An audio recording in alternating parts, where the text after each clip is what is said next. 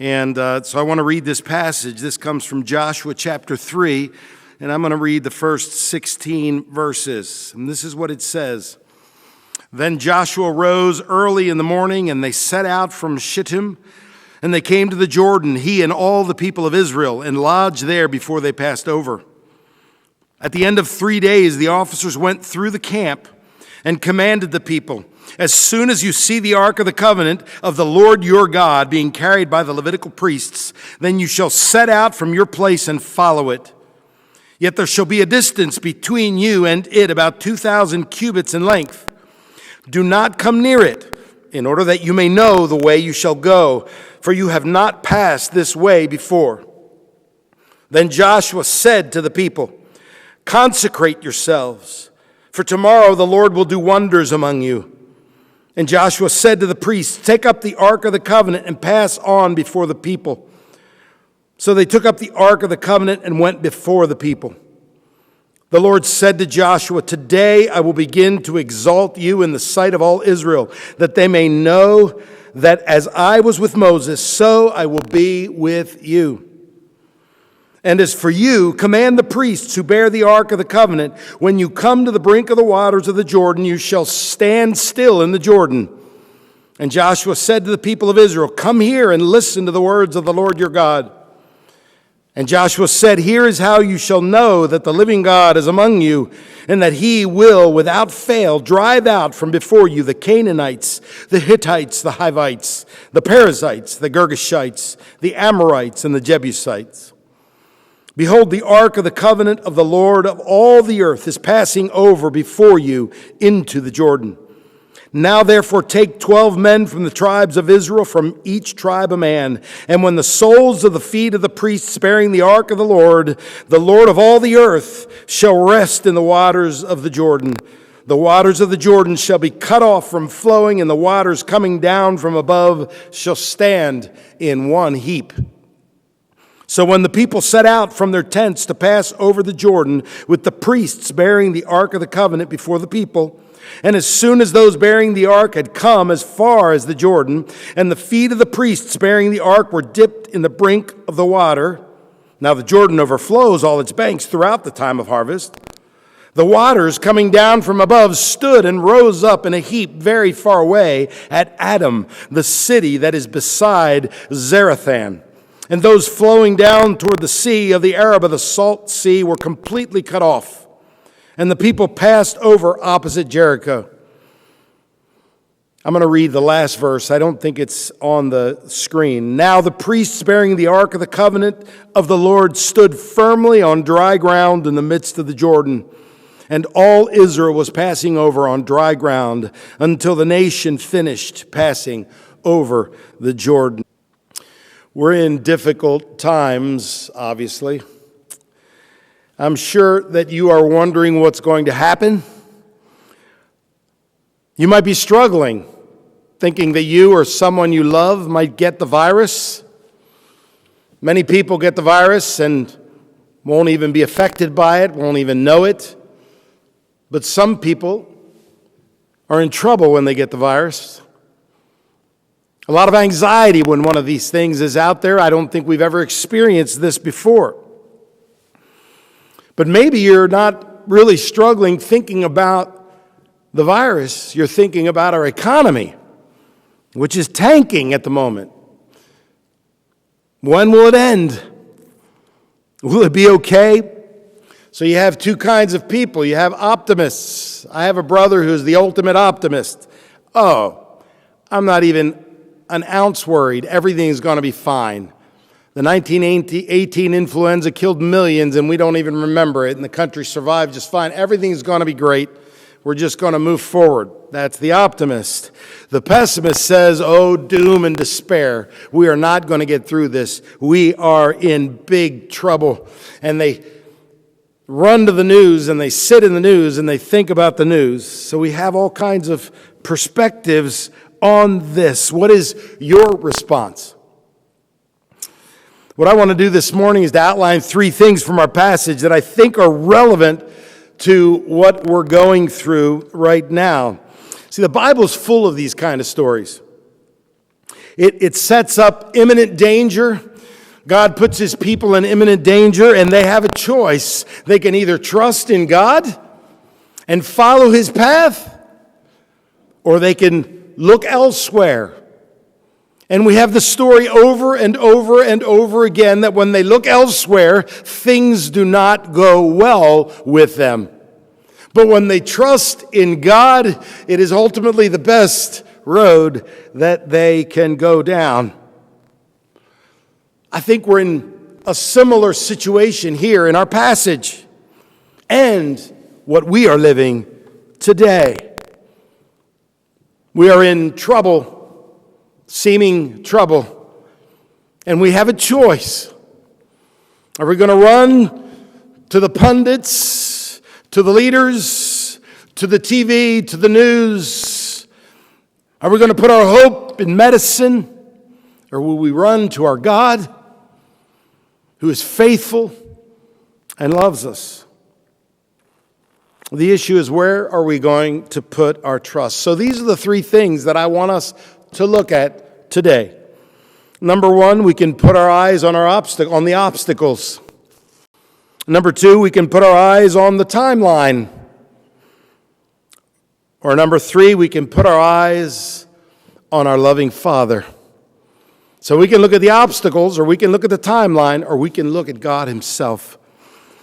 Number one, eyes on the obstacles. The children of Israel were rebellious all the time.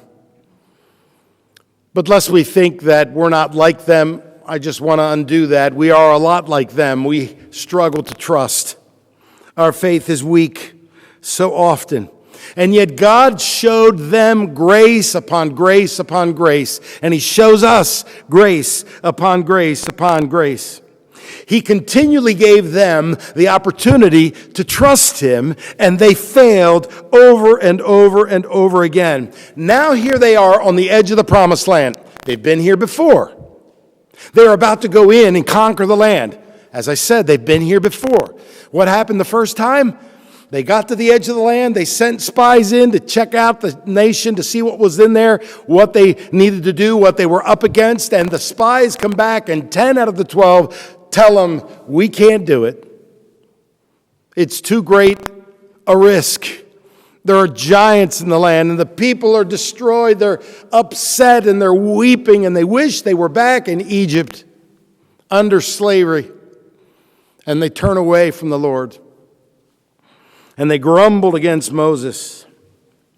And so God punished them and said, these people will not go into the promised land, and has sent them wandering in the wilderness for 40 years until anyone 20 years and older died in the desert. And so here we are, the children of Israel, the second generation. What will they choose? Which way would they go? They're on the edge of the promised land. What has changed? Not much. The land is still filled with giants. They're very fierce fighting nations. The job wouldn't be easy. But we have one big obstacle in the way before they can even enter the land to do battle with anyone. What's the big obstacle? The Jordan River. The Jordan River. In verse 15, it tells us that it was harvest time. It's a little detail that he puts in there, but he wants to tell us something important. It is overflowing its banks. In those days, it probably grew to twice its size, and there was a current, a big current coming down, and it was probably deep out in the middle. It was a dangerous river to cross. The people must have wondered what they were going to do.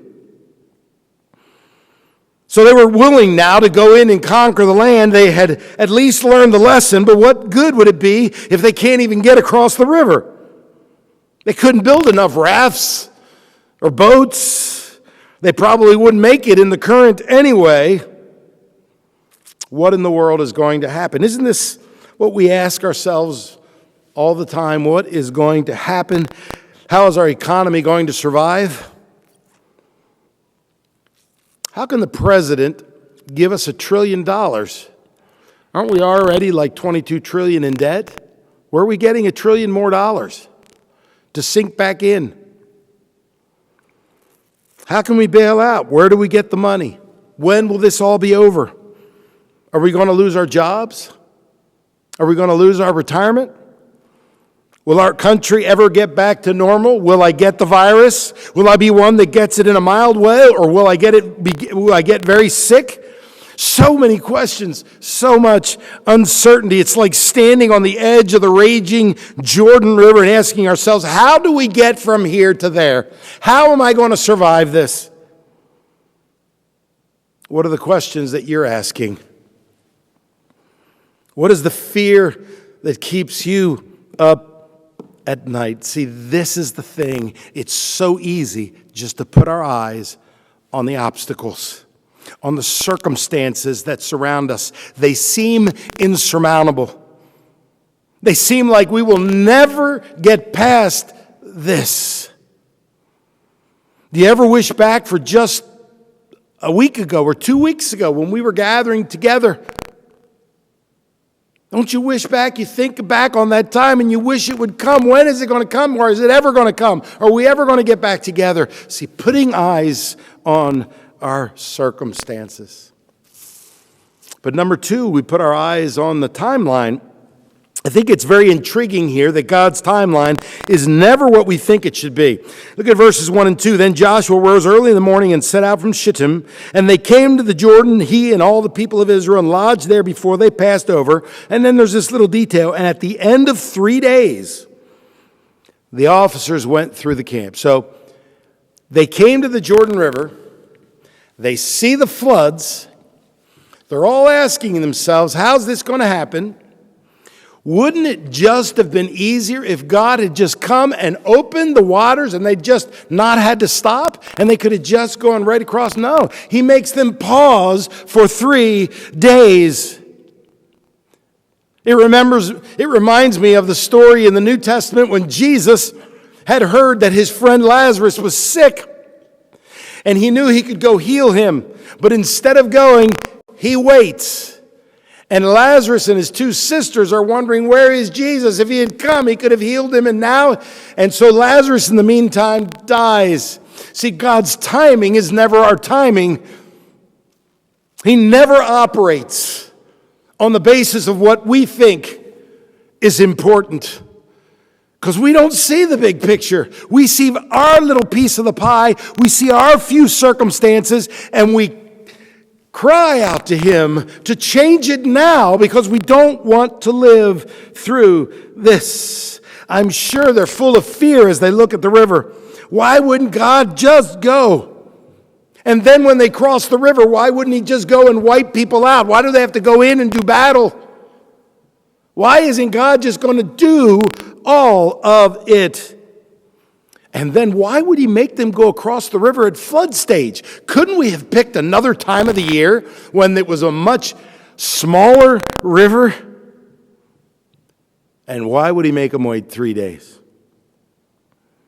Is God really going to go before us? Is he really going to act?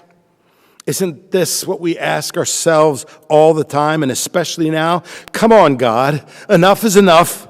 Let's turn this around before our economy gets tanked. Let's make one of those medicines work. Please let the virus lose its potency and die out. Please let us get back to our lives. So for a long time now, there are people, I'm one of them, that have been praying for revival in America. It seems that we've lost ourselves. We've been praying that God would bring conviction and that Jesus would be lifted up in our midst, that Jesus would rise up in our national consciousness, and that people would turn to him. All of us, of course, would like this. If you're a Christian, you're a follower of Jesus, of course you want that. Of course you want Jesus to be lifted up. You want others to come to know him. But I wonder, how does this happen? See, if we go back to the story of the Israelites, God wouldn't just clear out the promised land. The Israelites would actually have to go to war. It was dirty and nasty, but God ultimately triumphed through their efforts. So here we are. We long for our country to acknowledge God and to turn Him. But would we want that at any cost? Yes, God, bring revival. Oh, but God, please don't change my lifestyle. Oh, yeah, God, we want you to come. We want you to bring revival, but please don't touch my 401k. Oh, yeah, God, please send your power, send your spirit, but please don't make me get sick in the process. Oh, God, bring your power, but don't change everything, and just let people change and let us continue with our life as normal so we can just all enjoy it and be a happy family. Everything would be okay. And I want to say this is not the way God works, because we have divided loyalties. Sometimes He has to pull our fingers off the grip that we have with a love affair with our world and our culture. Our loyalties are often so divided, but that's not God's way. He brings us through the valley. It's His timing. It's His plan. So as we stare at the river and wonder what He's doing, we can be assured that He is working out His plan for the coronavirus and for us, a plan that actually might be hard, but will be very good for us. Secular author and New York Times columnist David Brooks noted that profound suffering can often lead to a sense of calling and purpose. Listen to what he says. People who have suffered almost always have this sense of calling. When people lose a child, they don't say, well, I had 2 years where I had low pleasure. I should compensate by going to a lot of parties so I can get high pleasure and balance off my hedonic account. They do not say that. They want to turn the suffering into holiness, so they create a foundation, or they transform their lives. People don't heal from suffering. They come out changed. See, if a secular author can acknowledge and observe this about human behavior, how much more then can we expect from God, who knows how we are? He knows that we won't give ourselves fully to Him unless we have to. And so He takes things from us, brothers and sisters. He may be gracious to us and provide a cure for this virus very shortly. He may be gracious to us and heal our economy. That would be a wonderful thing, and I think we should pray to that end. He may allow it all to rebound and recover very quickly, or He may not. The question is, can we trust Him and be patient with His timing? So we've looked at putting our eyes on circumstances. We've looked at timing. Now let's look at putting our eyes on our loving Father. Let's get one thing straight about the Father. He is awfully fond of us kids. That's just the truth. It's all over the place in Scripture. Just think about how much you love your own children, and you want them to do well, to grow well, to not get sick. And the Scriptures tell us how much more then does a perfect Father love His children. I don't think we can lose sight of this at a time like this. So then how do we deal with our anxiety and our fear? Well, there are a couple of clues here in the passage. Let's work through it briefly. Look at verse 5. Then Joshua said to the people, consecrate yourselves, for tomorrow the Lord will do wonders among you. And I want to say that to us. Consecrate yourselves, Eastside, for the Lord will do wonders among us. We don't know what those wonders are, but they are nonetheless wonders. So let's consecrate ourselves to Him. What does that mean? Well, most assuredly, it means that we should confess that we have not wanted to follow him, that we've been divided, and that we should fall on our knees and we should worship him. See, our anxiety and our fear is one way of saying that we don't really believe him. We don't believe either that he is sovereign and in control of everything, or we don't believe that he's good. It's usually one of the two. This is what anxiety and fear is. It's denying some aspect of who God says he is. So at a time like this, we need to spend extra time consecrating ourselves, confessing our anxiety, and declaring our belief in his sovereignty and in his goodness. One of my mentors, Dave McCarty, puts it this way: I only dread the future when I'm human wisdom reliant, confident I know what's best, wise in my own eyes, leaning on my own understanding, eyes on the waves of my circumstances instead of Jesus. So what do I do when I realize I'm dreading? Confess, hopefully. Confession delivers happiness and relief. Trying harder to believe better, to do better, delivers misery, because the focus is on me and my performance, not Jesus and his performance, his sovereign reign. We confess that we have trusted in ourselves, we've focused on ourselves and what's going to happen to us, and fear is ultimately about us. And we confess it, and we put our eyes on him and say, we know that you are going to do above and beyond all that we could think or imagine. You will be the one that will work. It may not be. We will let go of our expectations of what you're going to do. And we will let you work and ask you to be God because you are God. So, Eastside, consecrate yourselves. But there's something else here too. God asks them to do something. He actually asked the priest to do something. Verse 8, and as for you, command the priests who bear the ark of the covenant, when you come to the brink of the waters of the Jordan, you shall stand still in the Jordan. So he asked the priest to go and step in to the Jordan. Are you kidding? The Jordan is at flood stage. It's raging. I can hear the priests. There were probably several that took turns carrying the ark, and they were probably saying to each other, you go. No, you go. Who would want to go? Who would want that job? Doesn't it seem bizarre that he's asking them to step into the river? Why doesn't he just part the river? Brothers and sisters, so often God is asking us to step out in faith before he does his mighty work. He wants us to step out in faith and trust him and believe him. So what does that look like? Well, maybe he wants us to articulate those things that cause us fear. And he wants us to cast them on him. Perhaps it's your job. Maybe you're in jeopardy of losing it. Or maybe he wants you to say, if I lose my job, I will trust you.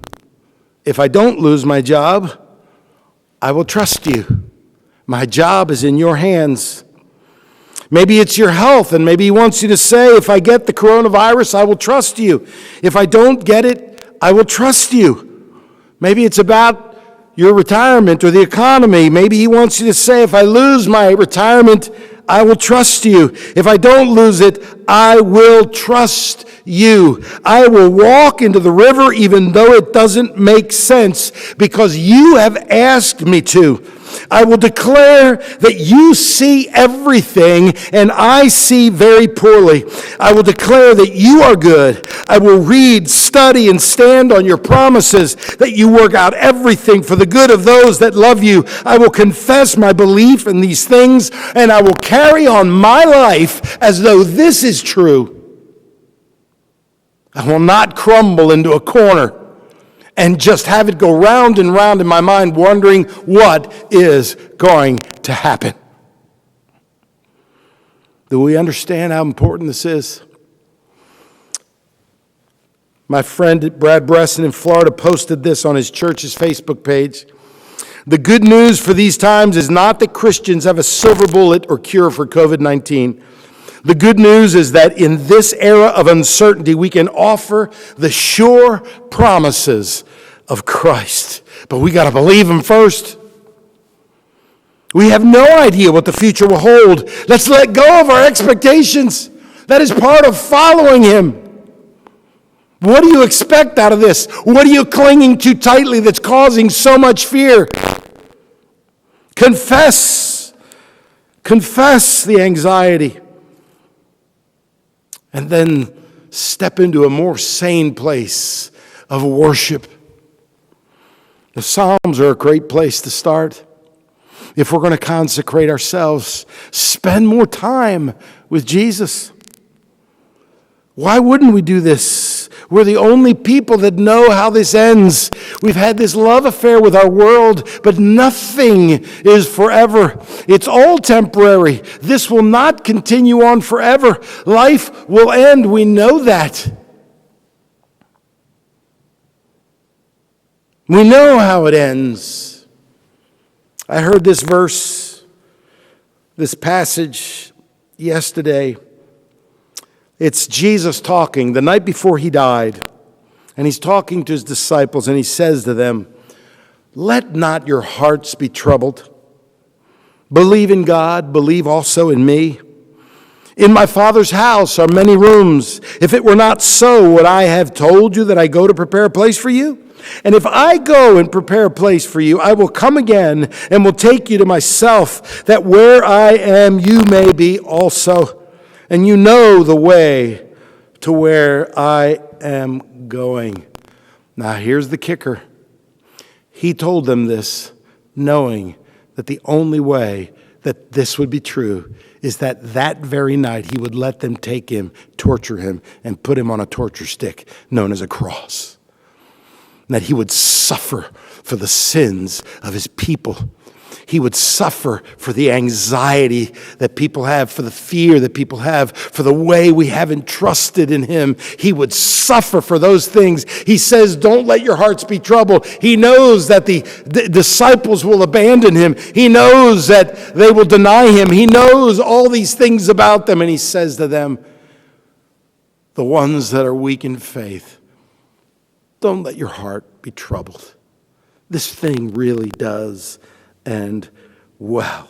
See, God stopped at nothing to do this for us. And nobody and nothing can take this away from us. Not the coronavirus, not a crashing economy, not the loss of our job, not the loss of our money, not the loss of our 401k. Nothing can take this from us. Why would we hold on to things we can't keep? Why wouldn't we run to the only one that has our future assured? He can be trusted. And who knows? Maybe this would be the beginning of revival. Not just among those who don't know him, but among us. Maybe we'd have a whole new way of living our lives in the United States of America. See, that's the gospel. And it changes everything. Let's pray together.